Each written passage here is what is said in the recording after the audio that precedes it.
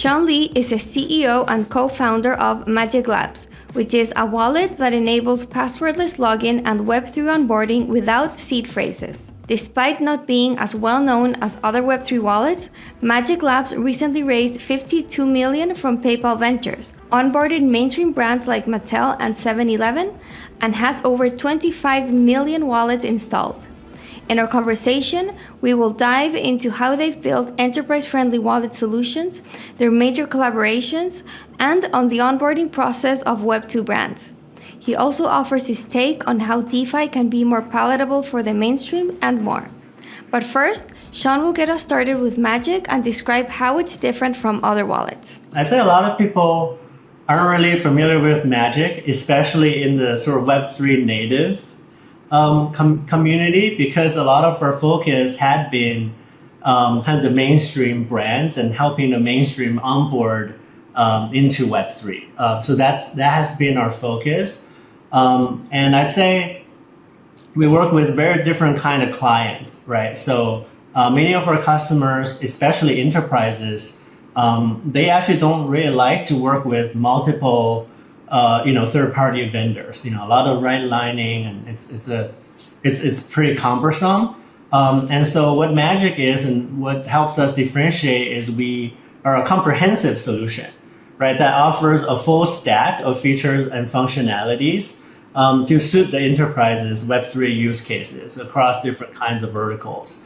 Obviously, like our bread and butter is the wallet. But we also collaborate with partners such as Sardine and PayPal to provide fiat on-ramp and NFT checkout. We also have kind of our minting service infrastructure. So basically, we're providing this full stack solution to help our customers get started. And also, I'd say on top of that, our sort of white labeled wallet is very popular. So in a way, it makes Web3 completely invisible, actually, to the sort of beginners entering the space. And what's also really cool is you can actually use Magic's white labeled product to build your own single sign-on or federated wallet sort of on top of our infrastructure. For example, like what Immutable Passport have done on the gaming side. So our solution is quite flexible, and that's where our bread and butter is. It's also really easy for developers to start. It takes about 9 minutes to get started. And at the same time, we also check all of the boxes that enterprises are looking for. For example, enterprise compliance, like SOC 2 Type 2, some of the privacy ones like GDPR and CCPA, as well as the kind of scalability side of things. And last but not least, we have a sort of patented key management system that is I say the most practical solution in the market to address our enterprise customers' performance and scalability need, but at the same time, being really friendly with the crypto beginners and staying with the Web3 ethos. For example, a lot of our principles is to allow the optionality for users to graduate into other types of wallet eventually as well. Or kind of using our keys to plug into other newer wallet standards like account abstraction. Essentially it's a zero trust system where Magic never sees the private keys and any part of the flow, kind of like a cloud ledger or Trezor actually.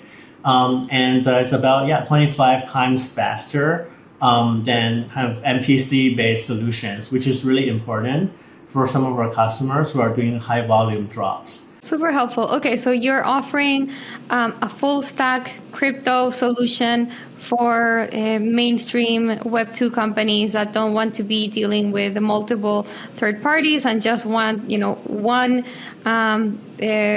counterpart, and that can give them like all sorts of solutions out of the box. And you're also white labeling a lot of your solutions so that companies can integrate your products and use their own branding and their own kind of user-facing experience, which is probably why many of us hadn't heard much of Magic. Probably maybe we had interacted with some of your solutions, but because it's white label and more of like an enterprise grade system, it's not a brand you see as like an individual consumer. Yeah, that's right. We actually started more on the consumer side with Fortmatic. That's when we met in East Waterloo. And we were actually one of the first kind of wallet that was integrated in, like, for example, OpenSea at the time. So that was kind of recognized as a kind of an OG wallet back then. But since then, we've kind of really taken the direction of, letting others own the brand, letting the apps and wallets own the direct relationship with their end users, instead of being kind of the third persons or in the process as a separate wallet. So under the hood, you mentioned this innovative key management system. Can you tell me more about what's happening technically on Magic? Like, what sort of network are you using? Is it fully non-custodial? Are people in control of their own keys, or like how does it actually work? Yeah. I might butcher it a bit because it's quite technical, but I'd say the one key part in the design is to not see the user's private key in any part of our infrastructure, right? Not when it's the keys generated or when it's signing a transaction. So essentially the keys are generated in a secure iframe on the user's client, and the key is sent directly to Amazon's hardware security modules for encryption and decryption without routing that through our system. So It's kind of like user have their own kind of ledger or trezor in the cloud hosted by Amazon, and then the keys are being sent directly to there without going our system. So we're pretty much just keeping the service running, right, from our infrastructure perspective. And what's important for us is that not only you can do this for keys, you can do it for like other kind of data as well. Because we're kind of providing this kind of infrastructure and not directly sort of transferring money, right, from our servers, this is classified as a unhosted wallet, right? And at the same time, because it is on the client side, the users can export their wallets at any time. We're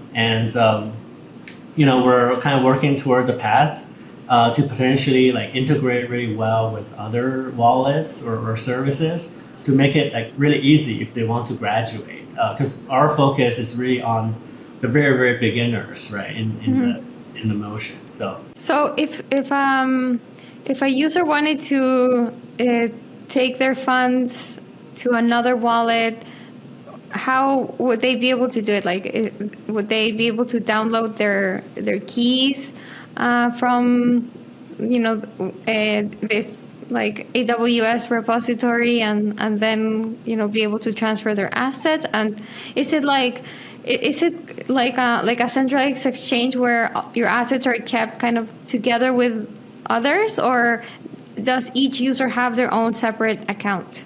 I guess like it's two separate questions. Yeah. So each user have their own separate accounts. Okay. We currently have two flavors of the product. One is a universal wallet, which means one user have access to multiple dApps, like one wallet to multiple dApps, and the dedicated version of the wallet is scoped to each dApp. So you could have different wallets across different dApps, kind of like different MetaMask account for different use cases, right? Mm-hmm. So I'd say we also try to make it easier. So essentially there's a portal that customers can host in order to allow the export of keys. Right. Oh, I see. Yeah. Okay. So, cool. So it's not like the user have to interact directly with AWS. And in what network are you operating? Yeah, so we support actually over 20 blockchains. We started on Ethereum. And then the EVM compatible chains we do support, but also some other layer ones like Solana and Flow, and I think Aptos is coming. So pretty much, all the top chains, and we're pretty agnostic to the chain at this point. but our origin was Ethereum. And are you focusing on layer ones, or are you going to layer twos as well? I say it's both. A lot of the enterprises do want layer two solutions for like cheaper transaction and more scalability. So yeah, definitely both. We are seeing maybe slightly more adoption on the layer two side. Which layer two has been the best option in your opinion in terms of the easiest to use, the easiest to integrate? Like what's been most popular? Oh, that's a tough question. I'd say it's hard for me to have a favorite right now, but I can kind of say what makes a chain kind of stands out to others. I think like number one is that there's a lot of resource, right, to help integrate with the chain or tooling around the blockchain that really helps in terms of adoption. So generally, blockchain project was great, like documentation or a lot of like community content. Like those generally are a bit more popular. I think Flow is kind of cool with this kind of account model. I think there's some innovation there that we see people like. But Polygon is pretty popular. It's got a pretty big presence, especially internationally. So I say every chain has its pros and cons. But yeah, I think. Also, there's this new kind of layer two based on optimism trend happening. So I can kind of predict a lot of interest on that front as well. So I mentioned before some of the big clients and accounts that you have. Can you talk more about your numbers and the type of user that is interacting with Magic now? Let me talk about kind of the Mattel use case. That's the one we use the most. So essentially, Mattel has a innovation team that wants to tap more into like mixed play, so physical and virtual. One of the first things they did is, a lot of these companies don't want to expose like the super technical, like Web3 concepts to their end users, or even mentioning the term NFTs these days. So essentially, it's a sort of digital collectibles drop around Hot Wheels NFTs. So that was a lot of fun. It was a very Web2-esque like purchase experience. I think it was connected to not Shopify or Salesforce. I can't remember the shopping backend, but we were also able to connect with Mattel's very own identity system. So that's kind of flexibility of our solution. And then so essentially they can log in with their Mattel account. A wallet is created under the hood, and then you can purchase your virtual collectible pack. And then that's minted through an email, and then you can kind of open it up like a Gashapon kind of thing, where you get a bunch of collectibles, but one of them is rare or like ultra rare. And that was about 50,000 packs sold out in just 30 minutes. Wow. And generated almost $1 million in this climate.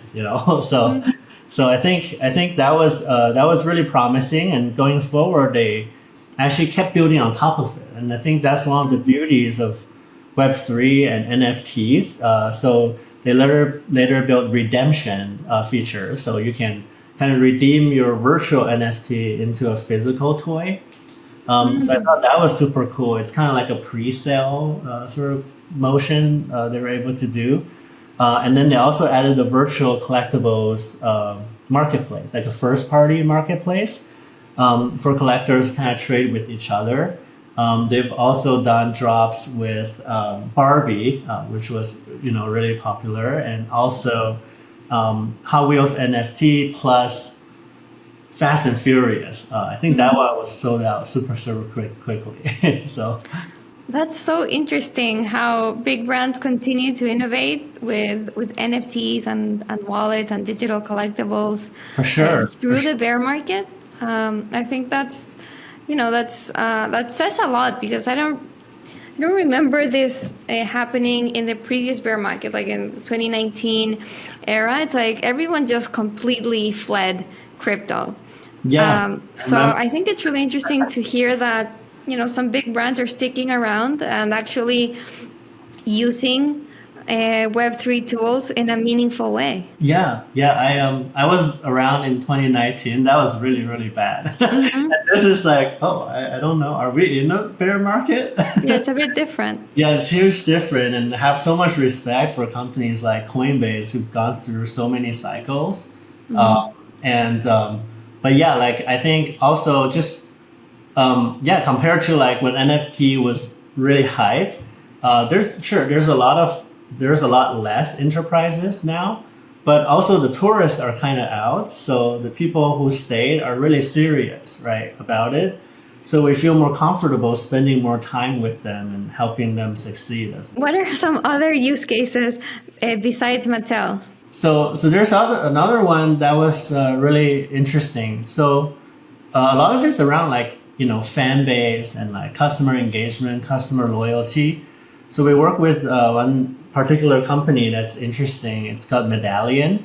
So they leverage magic to bring artists like Illenium or Taiko into the Web3 space and directly develop a relationship with their fans. So they do drops like exclusive digital content or merch.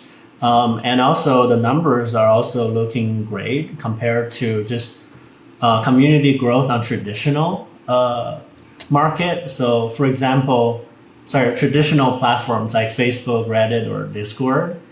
So pretty much, 52% more fans than Facebook groups, 76% more fans than Reddit, subreddit, and 259% more fans than Discord servers. So,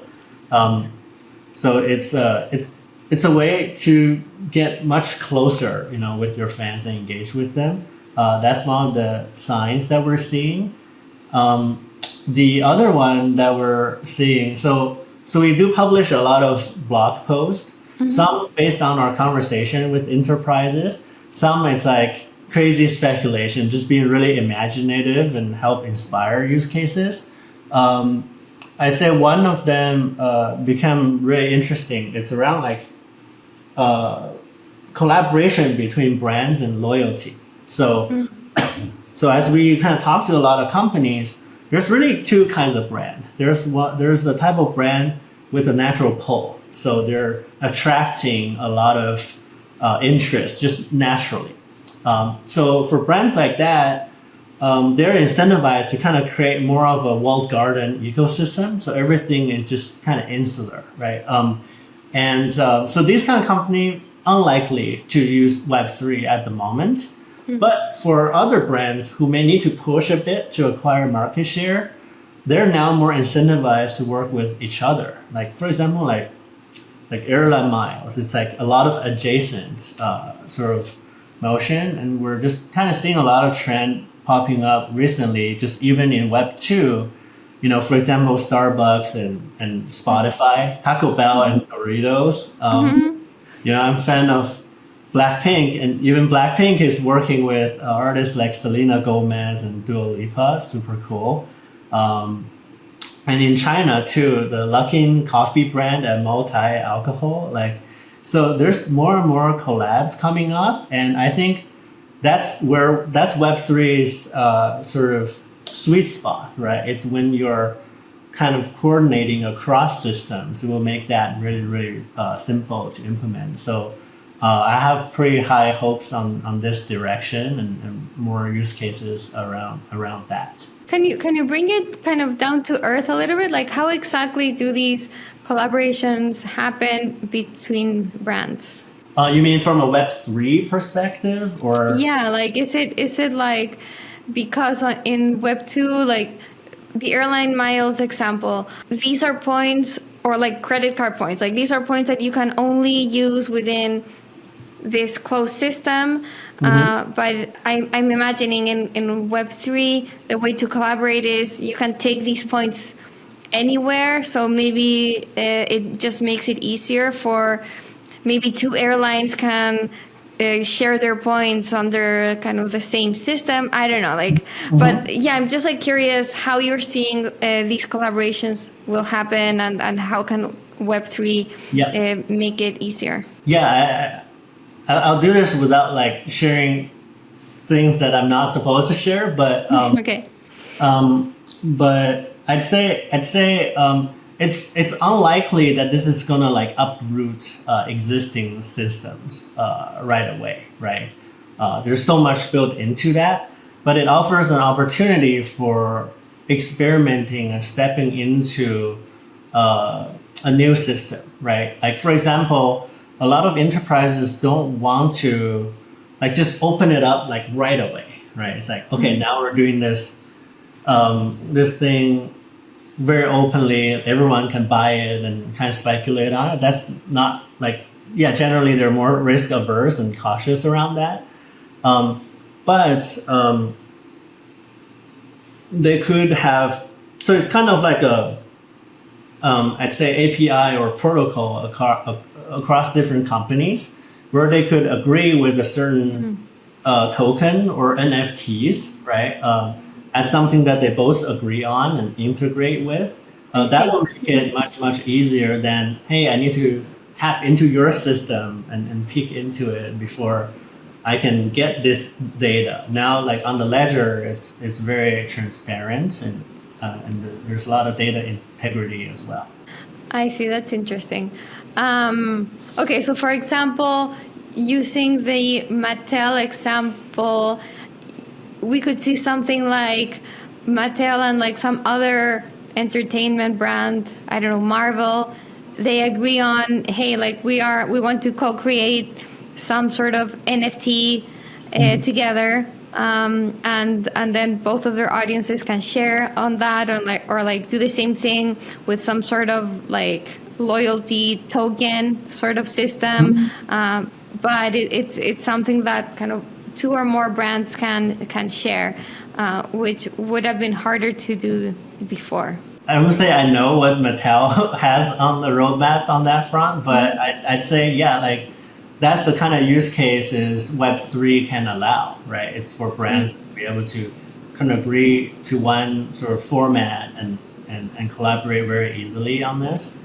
So yeah, we're kind of starting to see those kind of things pick up a bit. And speaking of these, big name companies, I'd love to hear your experience in onboarding them. Like how was it like going through that process? Like how long did it take? Like I just imagine like an extremely kind of long bureaucratic process of onboarding with two brands. Like did you have to like explain like Web3 concepts to like senior management? I don't know, like what was the process like, and what were kind of some of the lessons? It's definitely hard. It's quite a grind, but not as bad as I thought. Because in the beginning, we're very like Web3 native focused. Because one of the reasons like, oh, we're like enterprise might be like a bit, it's a bit daunting, right? But as we go through it, yeah, it's indeed difficult, but not impossible. And there's essentially two kinds of enterprises. One is they have an idea in mind already, like a use case, something they want to do, and they reach out to Magic. And then it's really about explaining our solution, like diving into security, collecting all sorts of like compliance and questions about the product. It's a pretty extensive process. Like technical checkpoints, legal checkpoints. So a lot of steps until it gets through. But this is like the good case, okay? It's the enterprise already knows what they want to do. Whereas there's also other kind of enterprises who are committed to going the Web3 direction, but they're just not sure exactly the use case yet. And they may want to experiment with some POCs and then do some sort of advocacy from within the company. So those generally take a bit longer. But it's pretty spiky. There's some situations where a deal will close in a couple of weeks, really quickly. And there are situations where it could go for like 6 or 8 months, right? So here's something new. Bumper your assets to defend them from price drops without losing upside exposure.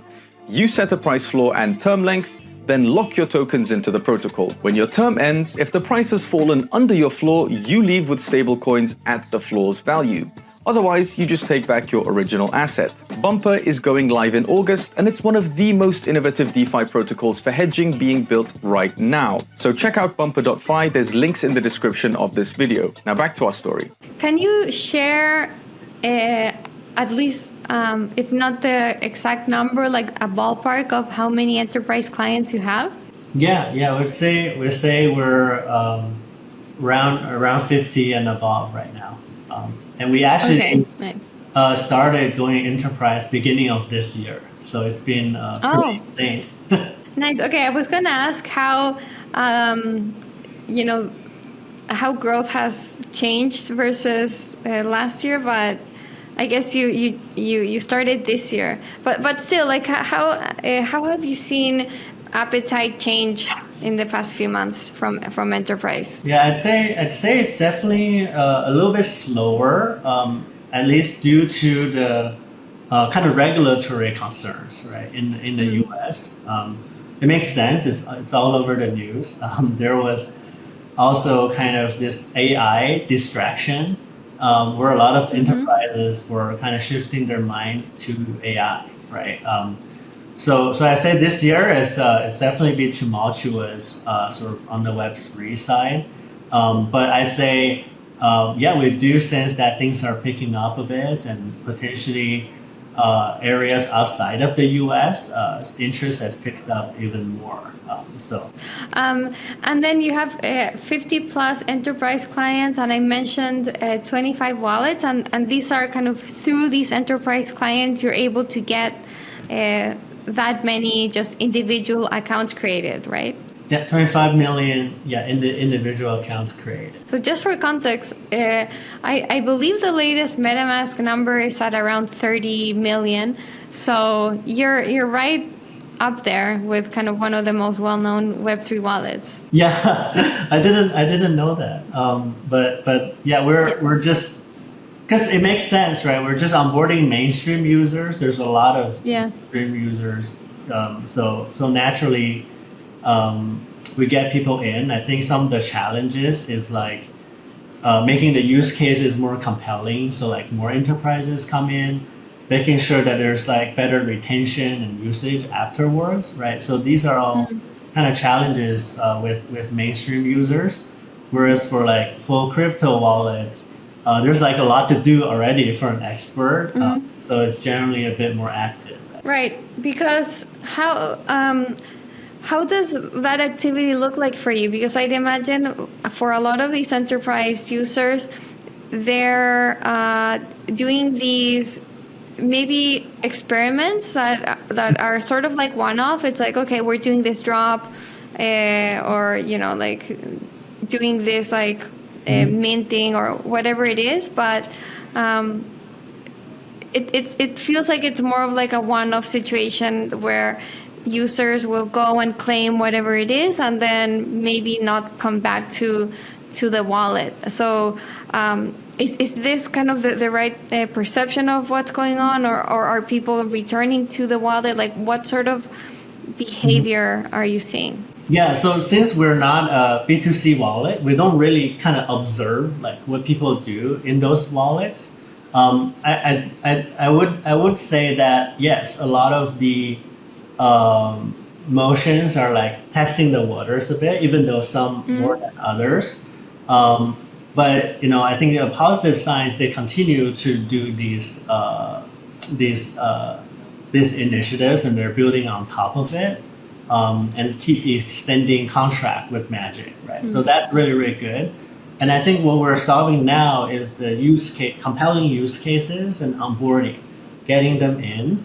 But going forward, we have it on our roadmap. It's like, hey, now you've done this with us. Here's a bunch of functionalities we can provide to help you succeed in the long term, right? So So we kind of tend to think of it in phases because otherwise it's a lot to chew. Just kind of getting the use cases right and onboarding, but as well as like further engagement. So we're kind of separating it out a bit. You're at least seeing some positive signs that enterprises are coming back, right? Yeah, there's a uptick around Q3 from what we've seen. How do you think you can get these individual users to start interacting with Web3 more natively? You know, beyond this kind of front end of the Web2 brand. Yeah. I think there's a lot of challenges there. I'd say where one kind of the mainstream perception of crypto is not in a good place right now, right? So like kind of exiting out of this brand into the open waters, that's kind of a very scary thought, right? But we do want to support like private key export if they really want to, right? We want to kind of pave a path to potentially if they graduate into like a MetaMask, right? So we're giving that optionality, but just right now it's just kind of complicated also for a lot of end users to really understand it and interact with it, especially around DeFi. It's kind of a scary thing to touch for many people, but NFTs was kind of like more mainstream, I'd say. Like interacting with OpenSea, people heard about OpenSea, right? So that could be like an interesting entry point for a lot of these collectibles holders. It's like, hey, like I want to sell my stuff on OpenSea. How do we do that? Now they're kind of plugged in, and through OpenSea, then maybe they'll graduate into other DApps. Yeah, that's a good pathway. Do you have data for how many people are migrating or like graduating, as you put it? We're not tracking that currently. That's too bad. That would have been interesting to hear. It's sensitive, yeah. Speaking of NFTs, I understand that you are using fractionalized NFTs. Is that right? And like, how are you leveraging this concept? Oh yeah, let me clarify that. So we, like I mentioned, we do write a lot of articles on like current use cases and use cases that were going crazy a bit, right? So fractionalized NFTs is one of the crazy ideas. Okay. Yeah. So we're not like using it, but it's like, hey, like, why don't we kind of think this way a bit? So that's a kind of a experiment around that. And where it came from was actually, I got pretty frustrated by having 10 different streaming subscriptions.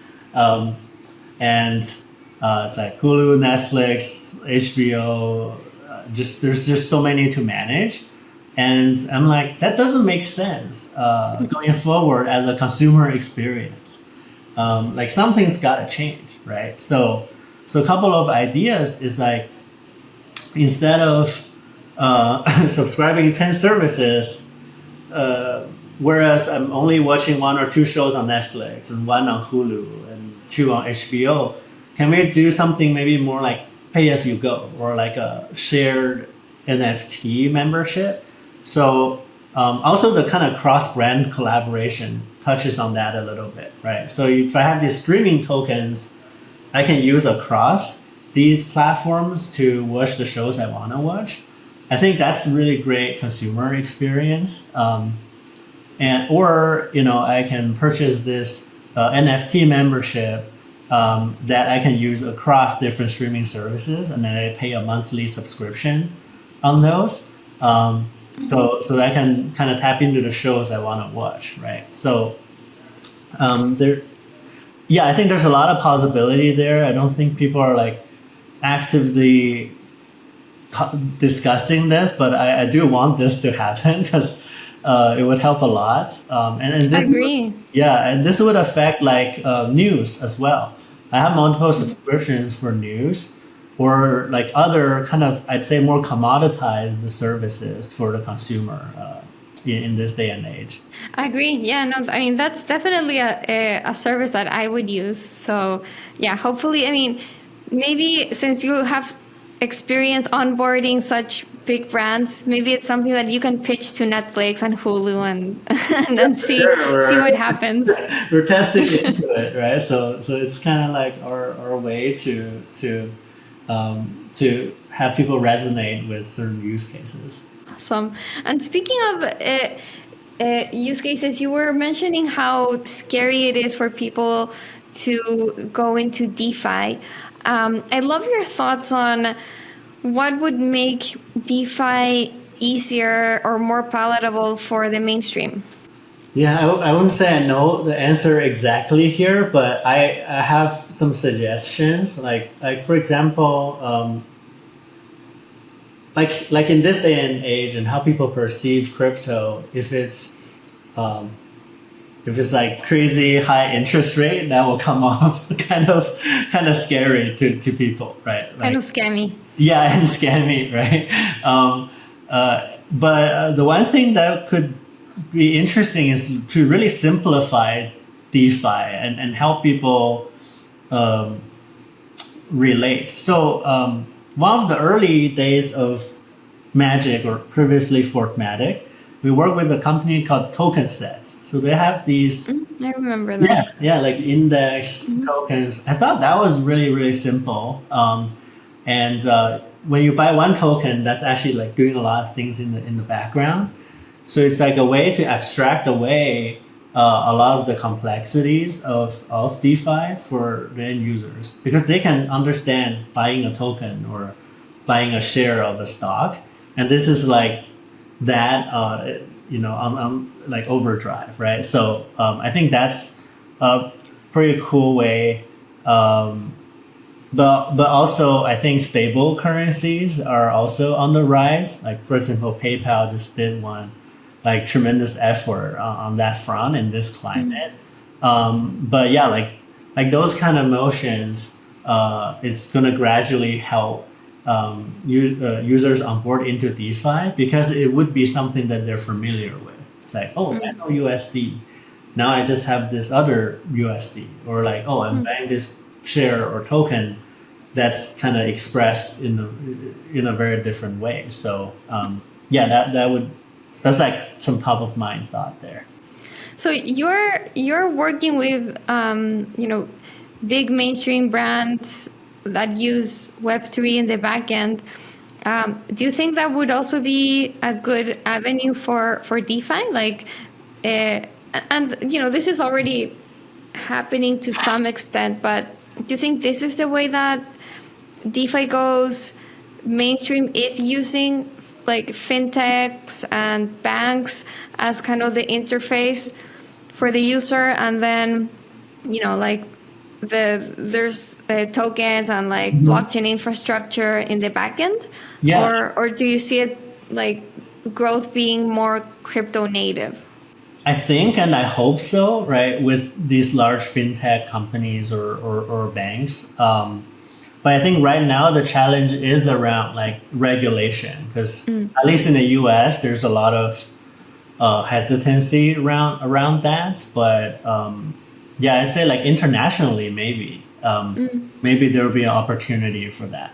And well, on the topic of big fintechs, PayPal Ventures was the lead investor on your huge round. So yeah, curious to hear kind of what your relationship is to them. Like, are you? What's obviously PayPal with their stablecoin is super interested in crypto, and they're investors in you guys.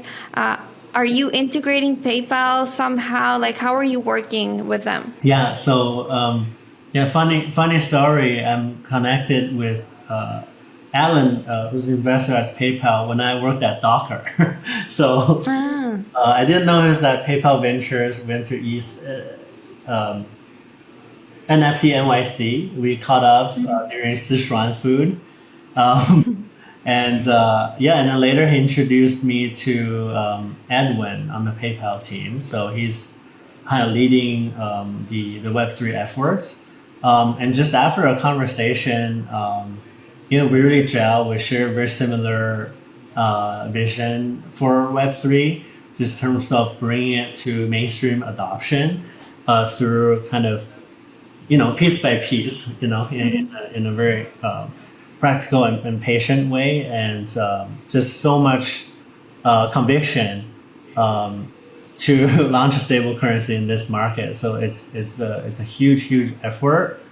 So just very resonated with the team and what we're doing. And PayPal also has a lot of KYC users. It's really easy to onboard people into crypto with a very high conversion rate.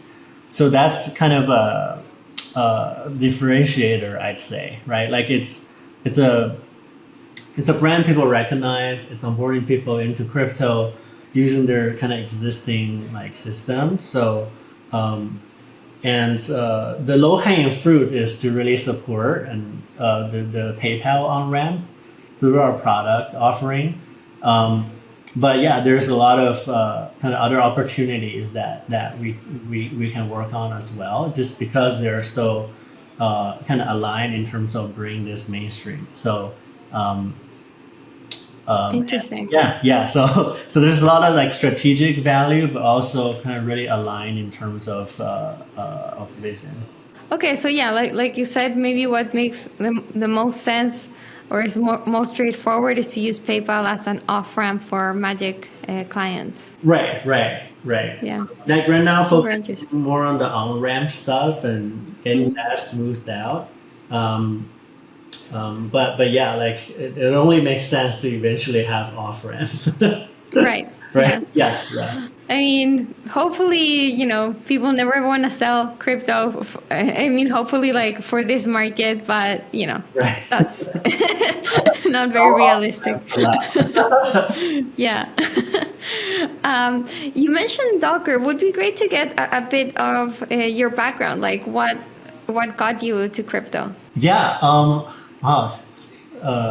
It's a long story. So, I studied software engineering at Waterloo. Same as Vitalik. As Vitalik, yeah. Yeah. And a couple of years older, I graduated 2013, and I started a company with two of my classmates on just kind of making Docker accessible on Mac and Windows. And for those who are not familiar, Docker was kind of one of the most recognized open source projects, right? And it kind of brought the concept of containerization to the mainstream. It allows, developers or DevOps to kind of consistently build, ship, or run software in the cloud across different kind of server environments. It's kind of like a lightweight virtual machine, but that would be oversimplifying it. So essentially, we saw a lot of promise in this technology when Docker 0.3 was launched. So we built this really neat open source desktop experience for devs to interact with Docker using a UI. So simplifying something that was kind of inherently a bit complex. And that actually quickly caught traction. So we were acquired by Docker end of 2015, end of 2014. So since we joined Docker, we worked really closely with the founder and CTO at the time. And the next form of what we created was Docker Desktop, which is actually one of the most commonly used dev tool by developer today. I'd say around 20 million devs worldwide. So that was a really, really fun experience. And from working there, I actually got some exposure to sort of decentralized technology like IPFS while working with the founder. I kind of knew about I kind of knew about crypto like back then, but I wasn't very like into the currency side of it. I was more like technology, interested in the technology. And so end of 2016, I fell into the Ethereum rabbit hole, as like very randomly. And it gave me like these goosebumps. I was really, really inspired. It's the same feeling when I first saw containers, and this time it was even more. So I'm like, oh, I gotta do something here, because I really saw sort of the non-currency or non-speculative use cases that could be built on top of the generalized blockchain like Ethereum. So just kind of spent the next year just chipping away at some projects and just hacking on some dApps. Throughout 2017, it was a crazy year with the ICOs. So it's like, oh my God, this is incredible. But I tried to get like adoption or like user studies for stuff I was building. Just like no one could use it, and I wasn't able to really get adoption on what I was building. Maybe it was too esoteric. Maybe it was like really difficult to use. But yeah, finally since I'm like an infrastructure like dev tool guy, like in 2018, I'm like, okay, I think the space is too early still, and we're lacking some essential infrastructure for the space. I thought about doing wallets or on-ramps or node infra. I think these were some of the key components. But yeah, ultimately decided to make wallet service API, and that's how Fortmatic was started in 2018. Amazing, very cool.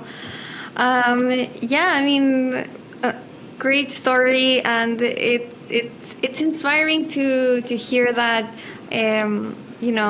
it took a lot of experimenting, like you were building and hacking and trying different things for a couple of years before you actually landed on kind of the thing that worked and took off. So I think that's good for developers in this space to hear that you need to kind of keep at it. For sure, like grit and conviction, that's so big, right? Especially in such a nascent industry. A lot of people don't hear about the failed stories, but there's so many. Yeah, that's interesting. I think it's important to talk about the failures as much as the wins.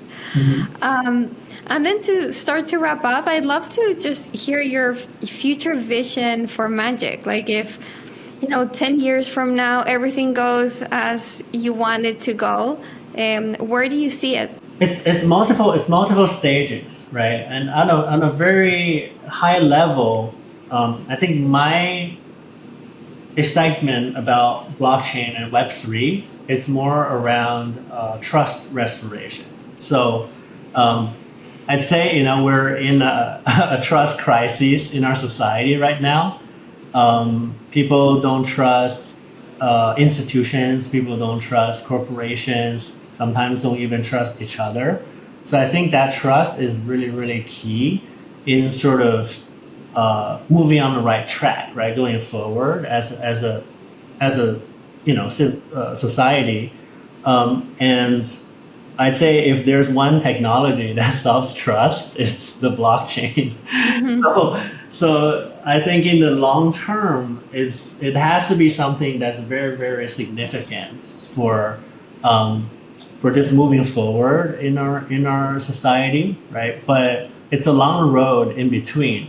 I think Magic, we've taken on this challenge to help with the trust restoration using Web3 technology. So we're less about like free market, open financial ecosystem for like everybody, but it's more like, okay, how do we rebuild trust in our society using blockchain? And I think it started with the blockchain technology gaining traction, and then the tokens, and then NFTs, So now we're getting to a point where we need to give a lot of people a wallet so that they can participate in this trust network in the first place. So our mission is to give every internet user a wallet. And on top of that, working with brands, potentially I'll even help restoring trust in brands by helping them tap into the next generation of customers by providing more ways for customer engagement and loyalty. And then in the future, move towards into something deeper, potentially around identity, like more use cases that could emerge from this. So it's a really big vision. So there's no short of things to do to Amazing. get. Very cool. I think it's a really powerful vision to look at blockchains as tools to help society regain trust. I think that's really well said. And then finally, Sean, how are you defiant? Defiant, like rebellious. Yes. I'd say yeah, probably like a lot of founders. I'm pretty rebellious as a kid. I was kind of taught to be like very like book smart, but I actually really loved music. So I was a jazz musician, improvised a lot,